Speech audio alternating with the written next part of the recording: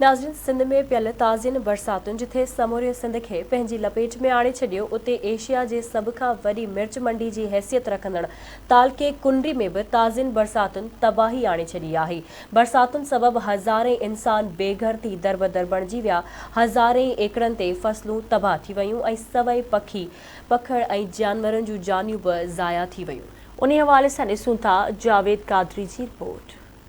सिंध में पियल ताज़ी बरसातनि जिथे समूरे सिंध के पंहिंजी लपेट में आणे छॾियो आहे, उते एशिया जी सभ खां वॾी मिर्च मंडी जी हैसियत रखंदड़ तालके कुंडरी में भी ताज़ी बरसातनि तबाही मचाए छॾी आहे।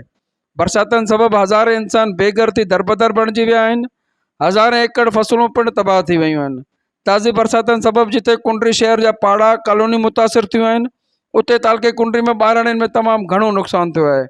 गॾु कयल मालूमात ऐं सरकारी अंग अखर मुताबिक़ कुंडरी जे नऊ यूसन काउंसिल में ताज़ी बरसातनि सबबि 1 लख खां मथे आबादी मुतासिर थी आहे, जंहिं सबबि 2000 खां मथे घर किरण सबबि 20,000 खां मथे खानदान बेघर बेसहारा दरबदर बणिजी विया आहिनि। केतिरा ई ॻोठ कॉलोनियूं पाड़ा वसदियूं पाणीअ जे घेरे में अञा ताईं मौजूदु आहिनि। बरसातनि सबबि तबाह थियल घरनि ऐं दरबदर थियल मुतासिरनि जी मदद लाइ साईं सरकार जी मशीनरी सिर्फ़ु दावाऊं कंदे नज़र अचे थी। बरसातनि सबबि घर तबाह थियण करे माण्हू पंहिंजी मदद पाण तहत मुख़्तलिफ़ मुतासिर इलाइक़नि खां निकिरी महफ़ूज़ हंधनि ॾांहुं मुंतक़िल थियनि पिया, जॾहिं त काफ़ी तादाद में माण्हू अञा ताईं फथल आहिनि। मुतासिरनि आवाज़ न्यूज़ सां पंहिंजा वीचार वंडींदे कुझु ईअं चयो आहे त पूरो असांजा घर 500-600 घर असांजा पाणी हेठां अची विया आहिनि। असांजा हर हल्ट असांजी बनी ॿुॾी वई आहे। असांजी के सार न लथी आहे। सरदार शाह आयो रुगो रोड जो ॿाहिरियों पासो ॾेई हलियो वियो जो।